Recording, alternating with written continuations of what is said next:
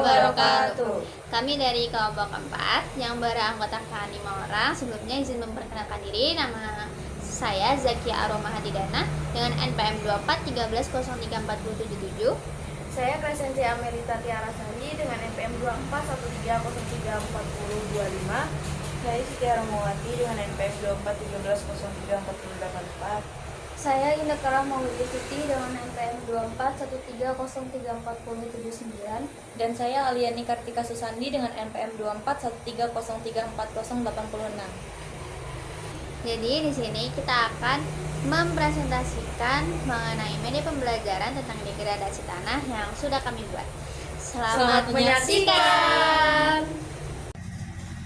Nah, pada media pembelajaran yang kita buat kali ini, media ini menjelaskan tentang proses degradasi tanah, yaitu kerusakan tanah secara bertahap yang diakibatkan oleh ulah manusia dan faktor alam. Nah, awalnya itu tanah itu berada dalam kondisi baik yang ditandai dengan vegetasi yang lebat, akar yang kuat, dan struktur tanah yang stabil. Nah, namun ketika terjadi deforestasi atau penebangan hutan, tutupan vegetasi itu menjadi hilang, sehingga tanah itu menjadi lebih rentan terhadap erosi. Tahap berikutnya menunjukkan adanya overgrazing atau penebalan secara berlebihan, yang awalnya memiliki rumput dan tumbuhan yang banyak menjadi tidak ada atau sedikit karena dimakan oleh hewan ternak secara berlebihan, sehingga permukaan tanah menjadi terbuka dan terjadinya pemadatan, membuat akar yang semakin berkurang sehingga erosi menjadi sering terjadi. Proses ini diperparah oleh kekeringan. Kurangnya ketersediaan air membuat tanaman mati, tanah mengering, dan permukaan mulai retak. Kondisi ini membuat struktur tanah melemah dan kehilangan unsur hara penting. Nah, jika kerusakan ini terus berlangsung, maka tanah akan mengalami soil degradation atau kerusakan pada tanah tersebut.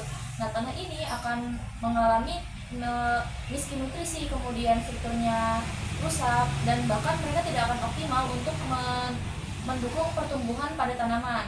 Nah, parahnya lagi, mereka bisa mengalami desertifikasi, di mana bagian tanah ini yang awalnya subur seperti ini, dia akan mengalami kekeringan atau sangat kering, jadi menjadi seperti gurun, di mana ditunjukkan seperti tanahnya itu pecah-pecah, kemudian keras, bahkan tidak mampu lagi mendukung pertumbuhan pada tanaman, sehingga tanaman pun tidak bisa tumbuh lagi di area tersebut.